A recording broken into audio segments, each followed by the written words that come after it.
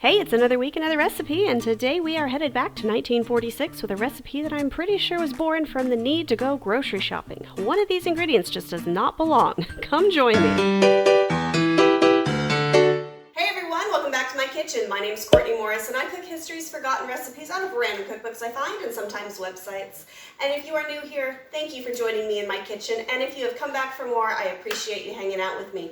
We've got a good recipe, I hope, today. So today we are headed back to 1946 from the Household Searchlight magazine recipe book. Say that 3 times fast, that was a lot. The Household Searchlight recipe book was super popular between 1930s and the 1950s, and it was a publication where everyday people could submit their recipes and it became a continuous cookbook, and there are so many recipes. So today we're going to try one from 1946 from Mrs. Bernice Owens in Venue, Pennsylvania, and hope that it turns out well. So if you watched last week's recipe, I said that there was 3 categories that these old recipes fall into, and it's basically the good, the bad, and the desperate. And this one, I'm not entirely sure where it falls because it could be good. There's too many ingredients maybe for it to be desperate, but it also could be kind of not good. So I don't know. They're ginger cheese muffins, and by cheese I do mean cheese, like actual shredded cheese. Alright, so by the power of editing, I've got all my stuff together like that. So it calls for sifting together our flour, salt, ginger, baking soda, and baking powder. So I need 2 cups of flour. And I like to sift all my dry ingredients together as much as will fit in my sifter. I know you can get bigger sifters, but this is just kind of the one I've got.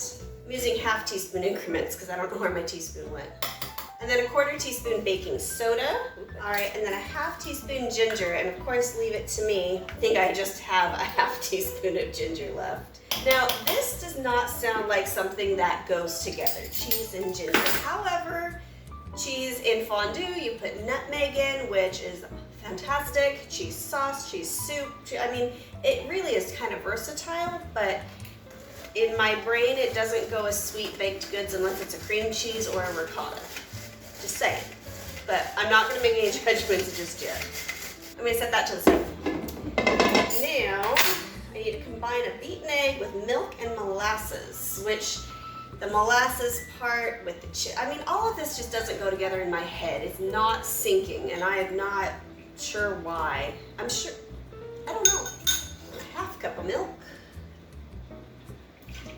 Thankfully, the weirdest thing in here is the cheese, and nothing is like smelling badly or like really just upsetting my stomach while I do it. Because there's been a few of those that are kind of hard to get through, honestly.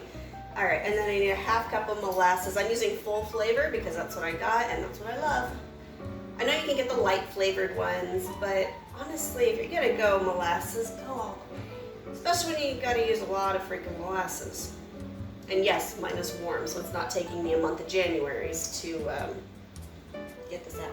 Molasses is one of those things that I feel everybody should have on hand and learn how to use, because if you don't have granulated sugar, honey, or anything like that, molasses is a great old-time way to make sweet, rich things and satisfy that sweet tooth if you don't have anything else. And it does go a long way. It actually really does, because it is very strong.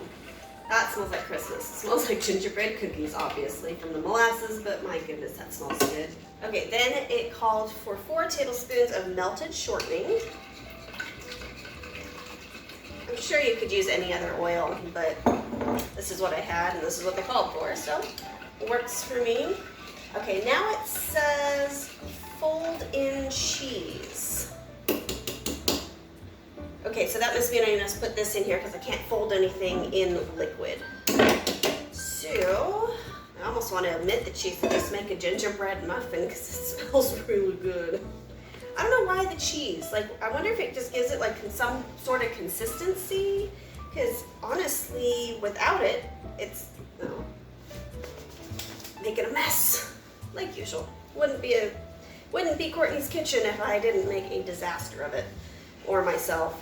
But really, I mean, this is just a gingerbread muffin recipe. I mean, I'll get a close up of this so you can see, but this is gingerbread. It's gingerbread. So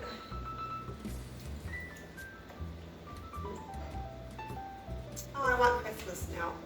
It is pouring here in the Pacific Northwest, like absolutely monsooning, and it's almost June.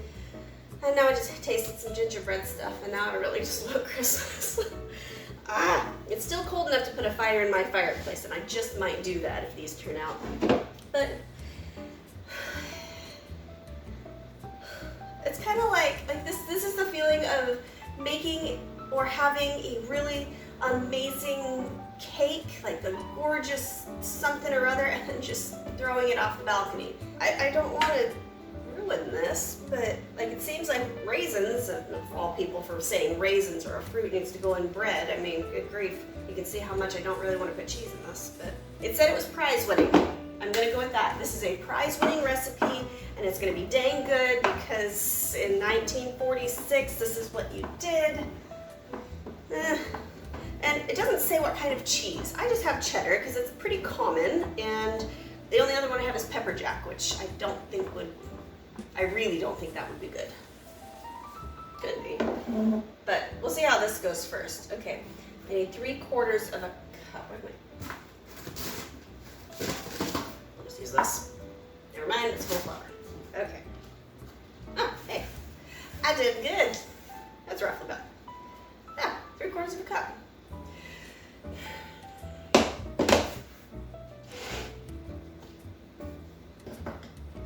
I mean, tell me, does that look like it goes together? Who woke up and said, this is a good idea? And I mean, sometimes it works out, and sometimes it really doesn't, but like, I really don't understand who woke up and said, hey, cheese is a great thing to put in this. I mean, it's not like it's binding. It's got an egg, it's got baking powder in it. I don't know. And it's really thick. I mean, it's a dense. This is not like muffin batter like I'm used to. Like, usually muffin batter is kind of drippy. I mean, it's thick, but kind of drippy. This is like, wing it. All right, well, I'm gonna go grab my muffin tin. Okay, so I'm gonna use my small muffin tin. I've got a bigger one. Well, bigger meaning more slots for muffins, but this one I don't need to grease. So, and there's not a lot there. So it says to fill each tin 2/3 full and bake in a hot oven, which is about 425 for 10 to 15 minutes. So I've got my oven preheating. Everything is hand baked. Look at this, it's like cookie dough. Like I can make this into, I don't even know. I guess I don't even need a spoon. These are gonna be hockey pucks. They're not going anywhere. They're in. I guess we'll see what happens. So I'm gonna stick it in there for about 10-15 minutes till a toothpick comes clean, and as I'll clean up while I'm doing that.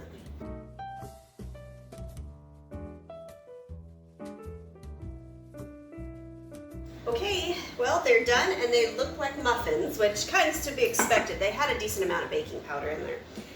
It smells like gingerbread mixed with like carrot muffins. It's not bad smelling. There's no pronounced cheddar cheese smell. All right, well, I can see the cheese when it's hot.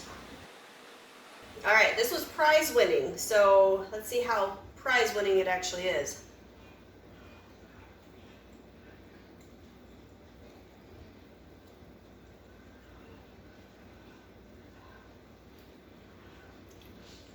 That's really, I'm gonna try again.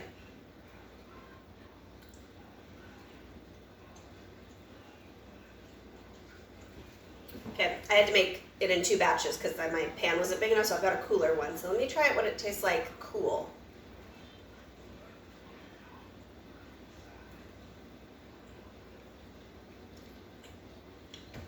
Yeah. Okay. Number 1, there is no pronounced cheese flavor. Like, I don't know what the cheese does in this. It does not lend any cheesiness. It does not lend any cheddar flavor. I'm not sure what it's supposed to do. So, strike 1 against putting cheese in muffins. So, number 2, it tastes like shortening.